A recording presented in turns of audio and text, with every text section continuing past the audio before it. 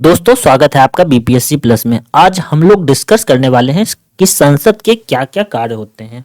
तो संसद के जो कुछ कार्य हैं जो कि आप लोगों भी जानते होंगे कि कार्यकारी कार्य है, विधायी है, विधि बनाने से संबंधित है, न्यायिक कार्य है, चुनाव से संबंधित कार्य है, वो राष्ट्रपति और उपराष्ट्रपति का चुनाव संसद के द्वारा ही किया जाता है। इसके अलावा जो विधानमंडल रहते हैं उसके द्वारा किया जाता है और कुछ अंश शक्तियां हैं, संशोधन से संबंधित शक्तियां हैं। तो ये सब जो शक्तियां हैं संसद के, ये सब कभी कभी आप पीटी का एग्जाम दीजिएगा तो इसमें स्टेटमेंट टाइप के जो आजकल क्वेश्चन पूछे जा रहे हैं, आजकल बीपीएससी में भी ऐसा सिस्टम आ गया है कि वो स्टेटमेंट दे देते हैं। तो वैसे क्वेश्चन को सॉल्व करने में थोड़ी आसानी हो जाती है यदि आपका कॉन्सेप्ट अच्छा रहता है किसी भी चैप्टर से संबंधित। तो आइए सीधे चलते हैं चैप्टर में। तो ये आपका ये जो मेनली जो चैप्टर होगा ये पीटी और मेंस दोनों से संबंधित होगा और दोनों के लिए ये यूजफुल हो सकता है। तो आइए डिस्कस करते हैं। पहला जो है कार्य है वो आपका विधायी कार्य है। विधायी कार्य में जो मुख्य रूप से है वो आपका नियम बनाने से संबंधित है। जैसे कोई लॉ बनाना है तो उससे संबंधित इसमें आपका कार्य हो, तो वो नियम को बनाया जा सकता है। तो पहला जो जानने योग्य बात है वो है कि संसद आखिर कौन कौन से सब्जेक्ट पर अपने नियम बना सकता है। तो 7वीं अनुसूची के अंतर्गत तीन सूचियां दी गई है। ठीक है, 7वीं अनुसूची के अंतर्गत 3 सूचियां दी गई है। पहला जो है वो है संघ से संबंधित, दूसरा राज्य और तीसरा समवर्ती सूची के अंतर्गत। तो इन तीनों सब्जेक्ट पर, इन तीनों से संबंधित जो विषय है संघ और समवर्ती पर, वो आपका संसद और राज्य का विषय जो है उस पर आपका विधानसभा के द्वारा कानून बनाया जाएगा। तो वही पहला पॉइंट में उल्लेखित है कि संघ सूची और समवर्ती सूची से संबंधित मामले पर संसद कानून बना सकती है। इसके अलावा यदि समवर्ती सूची का विषय रहेगा तो आपका उस पर आपका राज्य विधानसभा और संसद दोनों मिलकर करके इस पर कानून बनाएगा। तो ये आपका विधायी शक्ति के अंतर्गत आ जाता है। इसके अलावा संसद के पास कुछ ऐसी परिस्थितियां हो जाती है कि जिस पर कि राज्य का कानून वह भी बना सकता है। जैसे कि यदि राष्ट्रपति शासन लगा हुआ है तो राष्ट्रपति शासन जब लगा हुआ रहता है तो उस समय संसद को यह पावर होता है कि वह भी राज्य के विषय पर कानून बना सकता है। और दूसरा जो है कि यदि राज्यसभा में विशेष बहुमत के द्वारा, हम जो है विधानसभा के बारे में ऐसी चर्चा नहीं हो रही, राज्यसभा और विधानसभा का एक अलग मुद्दा है। विधानसभा भी यदि बहुमत से ऐसा पास कर दे या प्रस्ताव पारित कर दे तो संसद उस पर भी कानून बना सकती है।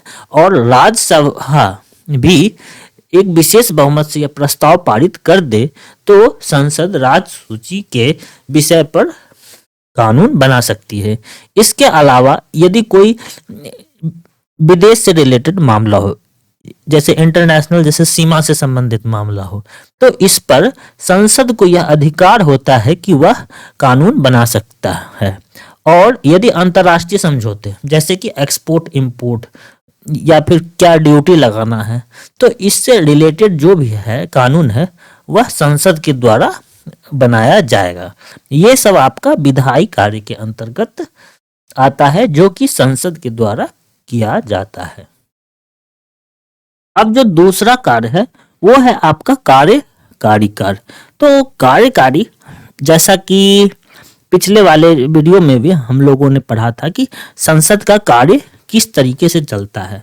तो संसद जो है वह उसके जो कार्य करने के तरीके होते हैं, तो उसमें आपका प्रश्नकाल, शून्यकाल, अल्पकालीन चर्चा, ध्यानाकर्षण प्रस्ताव, स्थगन प्रस्ताव, अविश्वास प्रस्ताव या निंदा प्रस्ताव के जरिए संसद अपने कार्यपालिका पर नियंत्रण करता है और कार्य को आगे बढ़ाता है।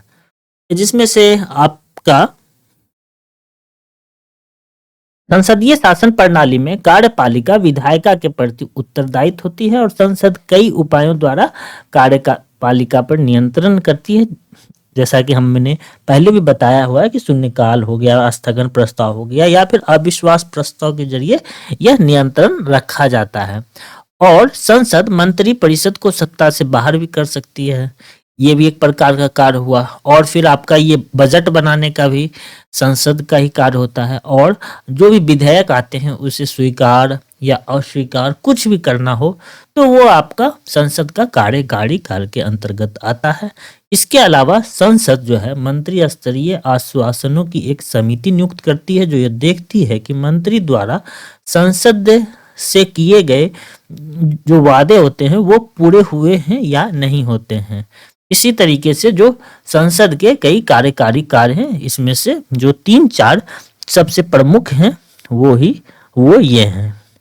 इसके अलावा नेक्स्ट है वित्तीय कार्य। वित्तीय कार्य के अंतर्गत क्या होता है कि जब बजट पास होता है तो बजट में जो मामले हैं उसके लिए कितने पैसे होने चाहिए, स्वीकार होने चाहिए, या फिर बजट में जो सब मुद्दे दिए गए हैं वो सब सही हैं या फिर नहीं सही हैं, वो नेक्स्ट ईयर उसका इस्तेमाल होना चाहिए या नहीं होना चाहिए, इन सब के लिए एक विशेष समितियों के माध्यम से जांच की जाती है और उस पर नियंत्रण भी रखा जाता है। इसके लिए लोक लेखा समिति, उसके बाद आपका प्राक्कलन समिति और सार्वजनिक उपक्रम से समिति है, जो सार्वजनिक उपक्रम संबंधी समिति है। तो ये सब समितियां होती है जो इस पर देख रेख का भी काम करती है कि धन कैसे खर्च हो रहा है, सही जगह खर्च हो रहा है कि नहीं। तो ये सब जो कार्य हैं वो आपका वित्तीय कार्य के अंतर्गत आ जाएंगे। यदि सपोज दैट हम मान के चलते हैं कि इस बार बजट में 500 करोड़ रुपया का बजट है, हम ऐसा माने हैं, जबकि इतना का बजट नहीं होता है, सिर्फ ये माना हुआ वैल्यू है, और इसमें से पता चला कि सिर्फ 400 करोड़ रुपया ही खर्च हुआ है, तो बाकी का जो 100 करोड़ है वो आपका भारत की संचित निधि में खुद व खुद चला जाएगा, जिसे कि हम लोग छाछ का सिद्धांत, हिंदी में बोले तो छाछ का सिद्धांत भी कहते हैं। छाछ का सिद्धांत कहते हैं। तो इसी तरीके से संसद के कुछ वित्तीय कार्य भी हैं। संसद के पास जो है वो संशोधन की शक्ति होती है। अब वो संशोधन कहाँ करेगा, ये भी सवाल आ जाता है। तो वो फंडामेंटल राइट में करेगा, फंडामेंटल ड्यूटी में करेगा और डीपीएसपी में करेगा। डीपीएसपी में संशोधन करेगा और सांसद को कितने वेतन मिलने चाहिए, राष्ट्रपति के चुनाव प्रक्रिया से संबंधित किसी भी मामले में जो आपका संवैधानिक चीज है उससे रिलेटेड मामले में वह संशोधन कर सकता है। तो संशोधन वो जो है उसके लिए आर्टिकल भी दिया गया है 368 के अंतर्गत संविधान संशोधन की बात कही गई है और यह भाग 20 के अंतर्गत आता है। तो संशोधन प्रक्रिया में 3 तरीके से संशोधन किया जा सकता है। एक है आपका साधारण बहुमत, दूसरा है विशेष बहुमत और तीसरा है आपका विशेष बहुमत एवं आधे राज्यों के विधानमंडल द्वारा पास होना चाहिए। विशेष बहुमत एवं आधे राज्यों के विधानमंडल द्वारा पास होना चाहिए। विधानमंडल द्वारा पास होना चाहिए, तब वो पास होता है। अब साधारण बहुमत से क्या क्या चीजें पास हो सकती है, तो मैं कुछ का नाम लेता हूं, जैसे कि नए राज्यों का गठन करना हो या फिर नए राज्य का निर्माण करना हो, संसद के सदस्यों का वेतन हो, या फिर आपका नागरिकता से संबंधित मामले हो, केंद्र शासित प्रदेश से संबंधित मामले हो। तो ये सभी मामले को साधारण बहुमत के द्वारा पास किया जाता है। अब यदि विशेष बहुमत की बात की जाए तो वह आपका fundamental right fundamental duty, DPSP, ये सबको विशेष बहुमत के द्वारा आपका संविधान संशोधन किया जाएगा। और विशेष बहुमत और राज्यों के विधानमंडल आधे राज्यों के विधानमंडल द्वारा पारित करने पर कौन कौन सा किया जाएगा, तो राष्ट्रपति का निर्वाचन संबंधित जो मामला होगा उसे किया जाएगा, उच्चतम न्यायालय एवं उच्च न्यायालय से संबंधित मामला हो, 7वीं अनुसूची से संबंधित मामला हो जिसमें कि आपका समवर्ती सूची, संघ सूची और राज्य सूची है, तो इससे रिलेटेड मामला हो तो ये आपका विशेष बहुमत एवं आधे राज्यों के विधान मंडलों द्वारा पारित होना चाहिए। अब नेक्स्ट जो है वह आपका चुनावी कार्य है। अब संसद को चुनाव से संबंधित भी कुछ शक्तियां हैं। चुनावी कार्य में राष्ट्रपति से संबंधित चुनाव हो, उपराष्ट्रपति से संबंधित चुनाव हो, और राष्ट्रपति का चुनाव कराने के लिए निर्वाचक मंडल में अन्य लोगों के अलावा दोनों सदनों के निर्वाचित सदस्य शामिल हो। राष्ट्रपति को राज्यसभा द्वारा पारित प्रस्ताव द्वारा लोकसभा द्वारा बहुमत से हटाया भी जा सकता है। तो ये आपका चुनावी कार्य एवं हटाने का भी कार्य ये आपका संसद के द्वारा होता है। और इससे रिलेटेड जो है कुछ अधिनियम भी तैयार किए जा सकते हैं। जैसे पास्ट में कुछ अधिनियम तैयार किए गए हैं, जैसे कि लोक प्रतिनिधि अधिनियम, लोक प्रतिनिधि अधिनियम ये तैयार किए गए हैं। फिर आपका उपराष्ट्रपति या राष्ट्रपति निर्वाचन अधिनियम 1952, जैसे कि मैं शॉर्टकट में लिख देता हूं, उप राष्ट्रपति एवं राष्ट्रपति निर्वाचन अधिनियम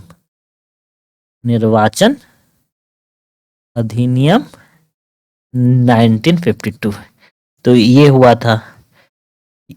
तो इसी तरीके से राष्ट्रपति और उपराष्ट्रपति के चुनाव से संबंधित जो कार्य है, निर्वाचन से संबंधित काम जो है वह आपका संसद के द्वारा किया जाता है।